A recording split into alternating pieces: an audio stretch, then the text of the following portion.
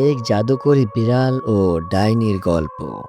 এক ছিল এক ছোট্ট গ্রাম, নাম তার শীতলপুর। গ্রামের চারপাশে ঘন জঙ্গল, আর সেই জঙ্গলের এক কোণে ছিল এক ভয়ঙ্কর ডাইনির বাস। সবাই তাকে কালিকাট ডাইনি নামে চিনত। সে নাকি রাতে জঙ্গলে বেরিয়ে আসে, শিশুদের ধরে নিয়ে যায়, আর চাঁদের আলোয় কুৎসিত জাদু করে। কিন্তু একদিন শীতলপুরে এলো এক অদ্ভুত বিড়াল, কালো রঙের, চোখ দুটো আগুনের মতো লাল। তার নাম ছিল জাদু। কেউ জানতো না এই বিড়ালটি সাধারণ নয়। সে ছিল এক শক্তিশালী জাদুকর, যাকে এক অভিশাপের বিড়ালে রূপান্তরিত করা হয়েছিল। কিন্তু তার মনের গভীরে ছিল প্রতিশোধের আগুন। এক রাতে যখন কালিকার ডাইনি তার অভিশপ্ত জাদুর বৃত্ত তৈরি করেছিল, হঠাৎ করে ঝড় উঠল।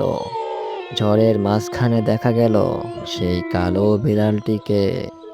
ডাইনি হেসে উঠল, তুই একটা বিড়াল, আমার সামনে এলি, তোর সাহস তো কম নয় রে বেটা। কিন্তু সেই মুহূর্তেই জাদু বিড়ালের চোখ দুটো লালচে আলো ছড়াতে লাগলো।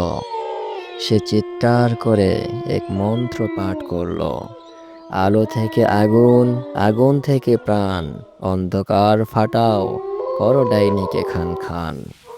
এই বিস্ফোরণের শব্দ হলো, ডাইনি চিৎকার করে উঠল।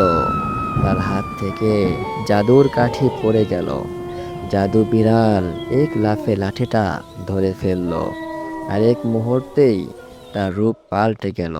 সে আবার মানুষে রূপান্তরিত হলো, এক মহান যোদ্ধা জাদুকর। নাম তার আরভান। আরভান শেষ মন্ত্র উচ্চারণ করতেই কালিকাট ডাইনি ধ্বংস হয়ে গেল। তার জাদুর প্রাসাদ মাটির নিচে তলিয়ে গেল। শীতলপুর আবার শান্তি ফিরে পেল। আর জাদু বিড়াল সে আবার নিজের ইচ্ছাতেই বিড়ালের রূপে ফিরে গেল। এইবার পাহারাদার হিসেবে নিযুক্ত করা হলো একজনকে, যাতে আর কোনো অশুভ শক্তি গ্রামে ক্ষতি করতে না পারে। আমার ভাইরা, এমন গল্প যদি আরও শুনতে চাও, তাহলে চ্যানেলটিকে সাবস্ক্রাইব করে রাখো এবং বেল বাটনটি অন করে দাও। আজকের মতো এখানে শেষ করছি। আবার ফিরে আসবো ভয়ঙ্কর এক গল্প নিয়ে।